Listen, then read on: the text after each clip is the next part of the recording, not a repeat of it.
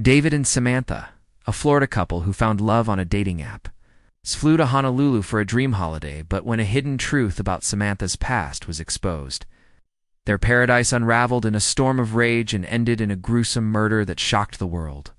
Samantha and David's story began like so many modern romances, through the glowing screens of their phones.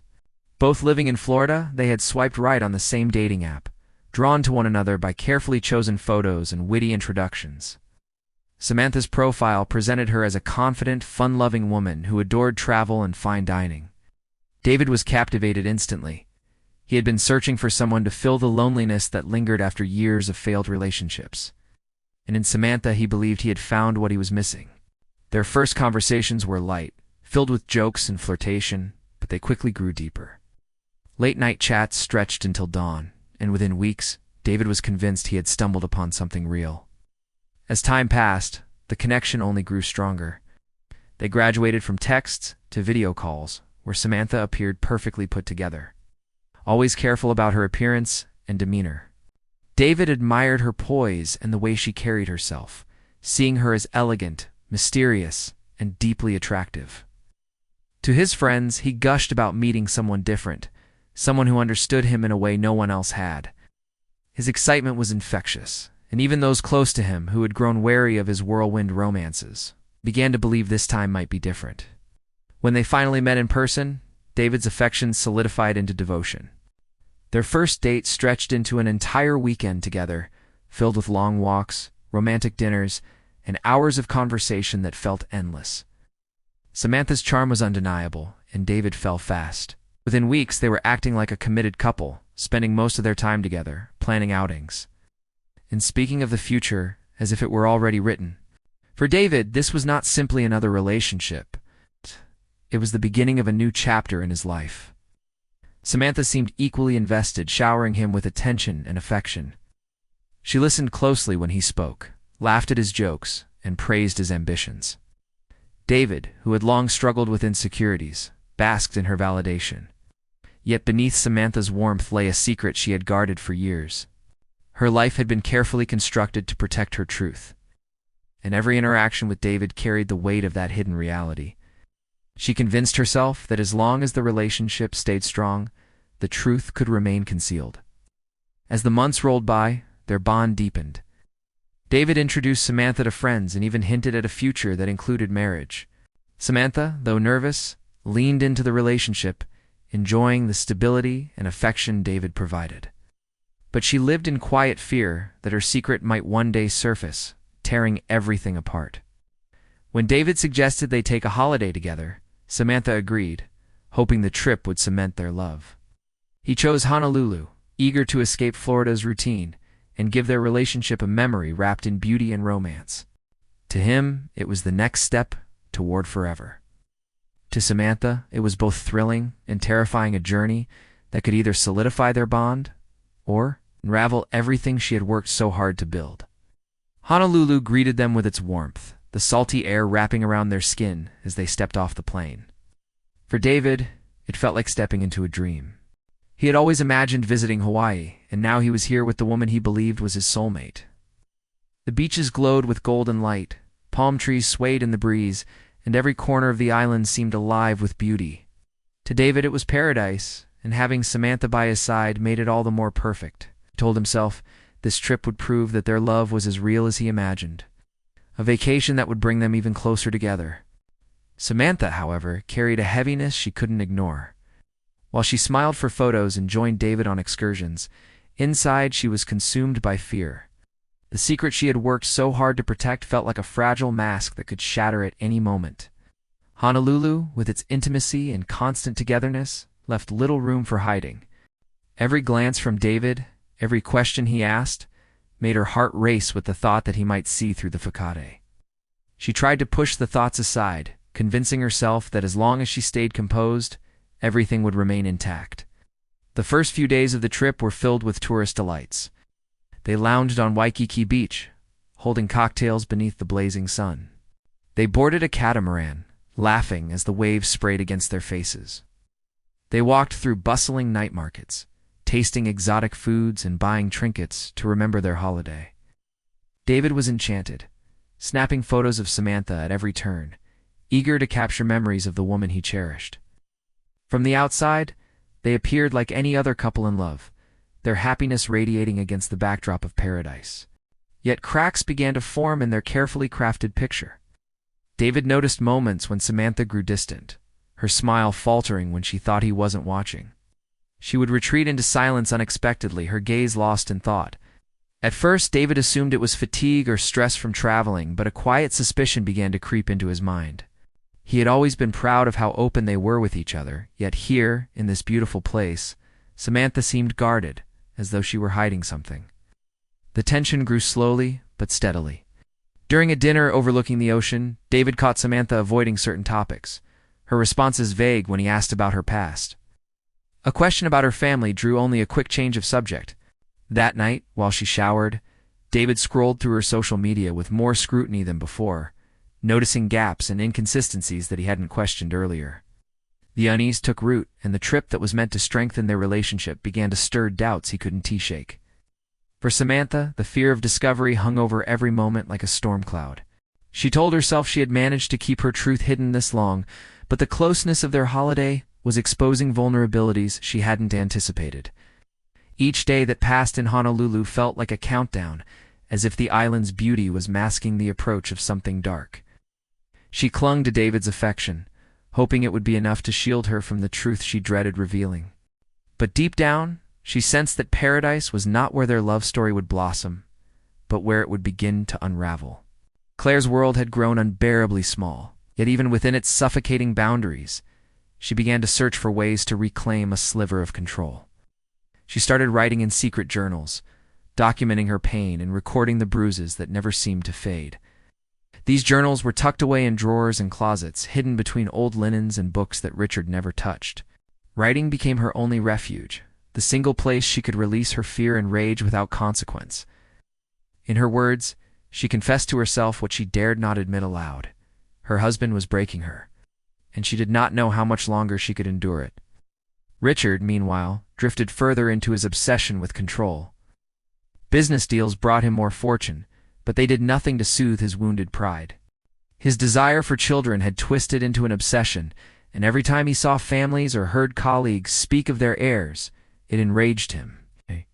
He began surrounding himself with younger women, whispering promises of what his wealth could offer them, feeding his ego with their attention. Claire suspected his infidelities, but by then she was too beaten down to confront him.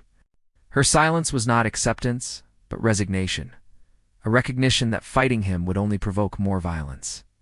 The staff of the estate grew more uneasy, as Richard's temper became impossible to ignore. Raised voices carried through the halls at night, followed by the sound of breaking glass or hurried footsteps.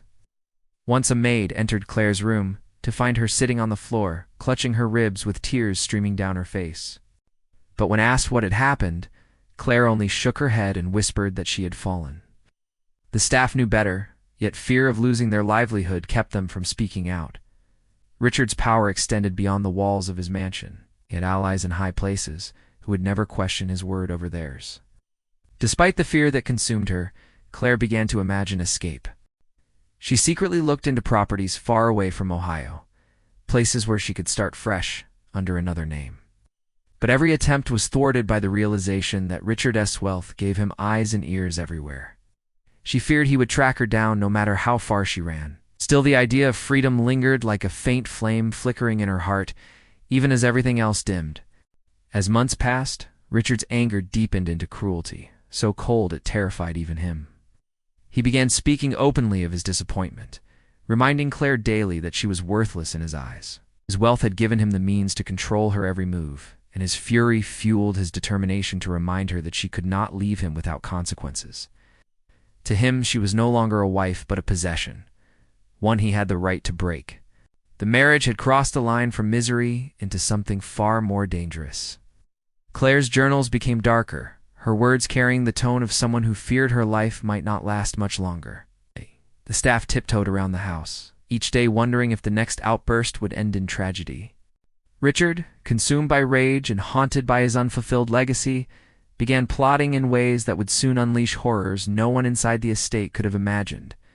The stage was set for violence that could not be undone, and Claire's worst fears were slowly coming true. The breaking point came quietly, as if it had been waiting in the shadows of Richard and Claire's home for years. Richard's growing infidelities no longer satisfied him. Instead, they fueled his bitterness, making Claire the constant target of his rage. Each day he seemed more unpredictable, pacing the halls with an intensity that unsettled even the most hardened staff. His obsession with the idea of an heir consumed him. He muttered to himself about being mocked by his peers, about dying without leaving behind a name that would carry his empire forward.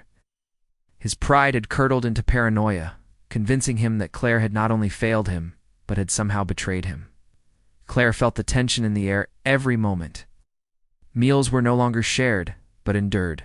Silent tests of endurance where the scrape of cutlery seemed louder than words.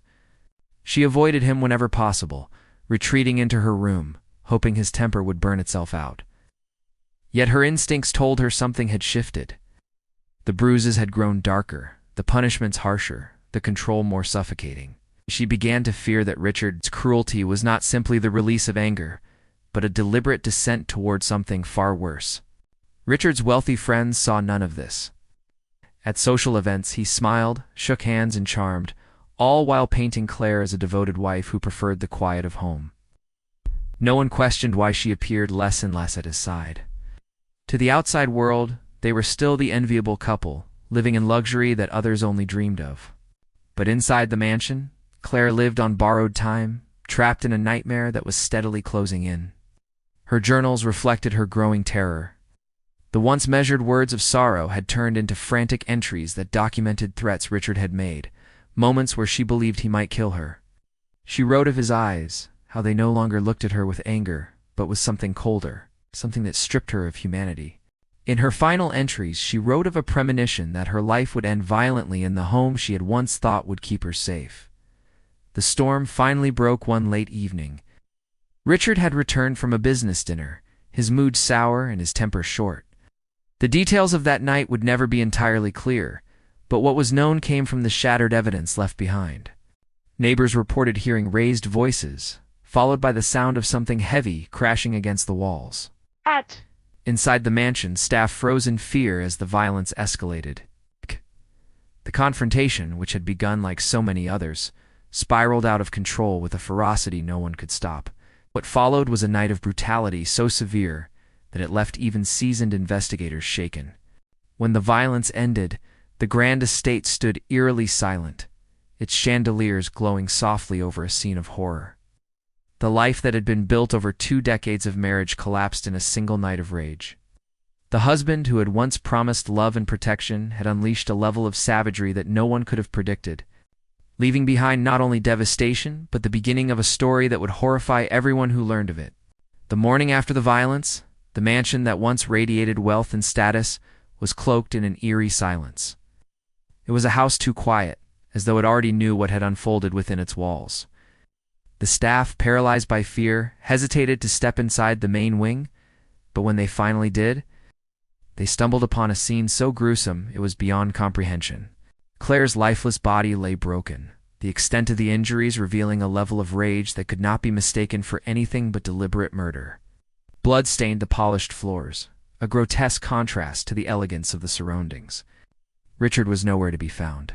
Authorities were called immediately, and the case drew instant attention. A wealthy businessman with a murdered wife was a headline that spread like wildfire.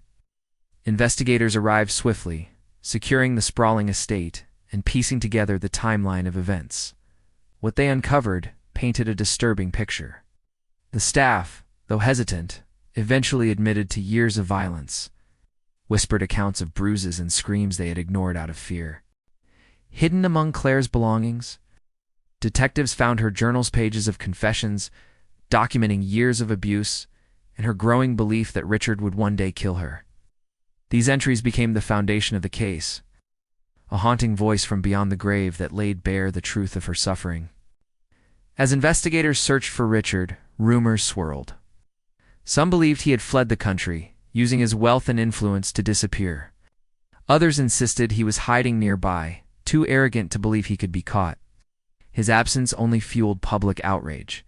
News outlets framed him as a monster who had spent 20 years tormenting his wife, a man who valued legacy over love and power over humanity. Public sympathy poured toward Claire, whose tragic fate exposed the facade of a marriage once envied. It took nearly 2 weeks for authorities to locate Richard. He was discovered in a remote cabin owned by one of his associates, disheveled and unrecognizable from the man who had once been the polished face of wealth.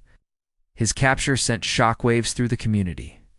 During interrogation, he showed no remorse, insisting Claire had humiliated him by failing to provide an heir.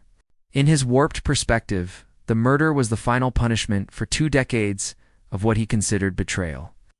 The trial was as sensational as the crime itself.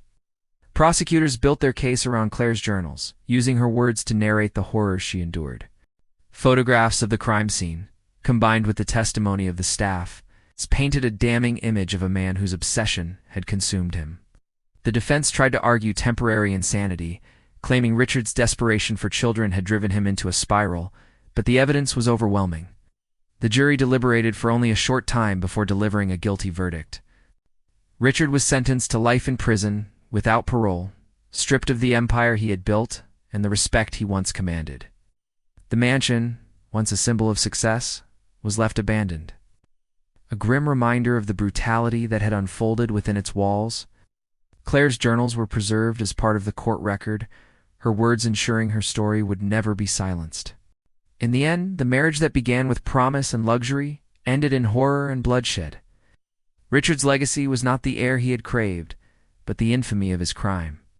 Claire's tragic death stood as a haunting testament to the dangers hidden behind closed doors, where wealth and status could mask years of violence until it was far too late.